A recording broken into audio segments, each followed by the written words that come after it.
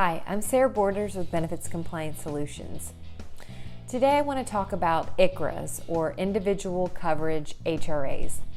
Now, ICHRAs can be implemented on January 1st, 2020 or after.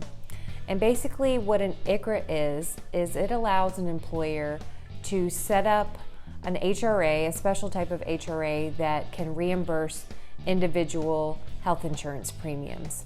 In the past, this hasn't been allowed, but a recent executive order and subsequent regulations has allowed employers to offer this. However, there are a lot of rules around them, and it's very important that an employer walk through these carefully and find a competent and reliable vendor to help them implement one of these. Now, some general rules around ICHRAs are that an employer can set one of these up for a classification that isn't otherwise offered a group health plan. The classifications are very specific. Some of those include full-time employees, part-time employees, those who are salaried or hourly, and seasonal employees based on ACA's definition of seasonal.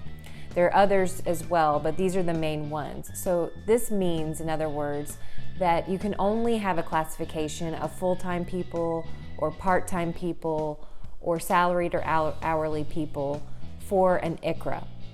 So if you wanted to implement this, for example, you couldn't offer that classification a group health plan and also offer them an option to take an ICHRA, which would reimburse them for individual health insurance premiums, including Medicare coverage. So this could be a little difficult, especially with a fully insured plan that may not let you carve out certain classifications.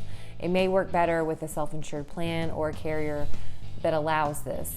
Also, there are substantiation requirements.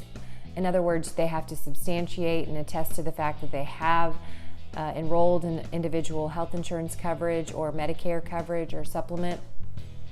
And also, there are no limits on how much the employer wants to reimburse for these particular HRAs.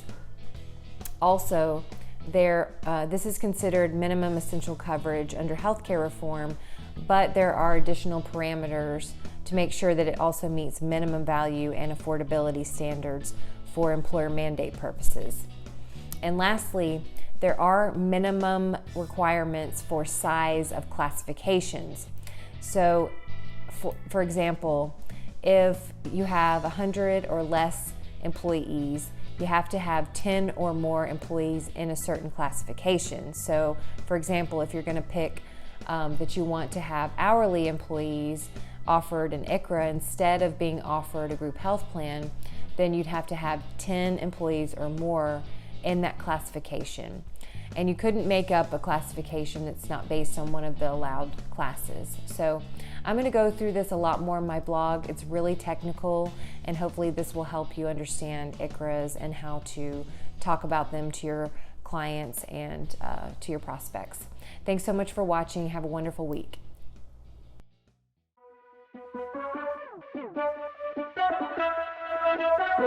Thank you.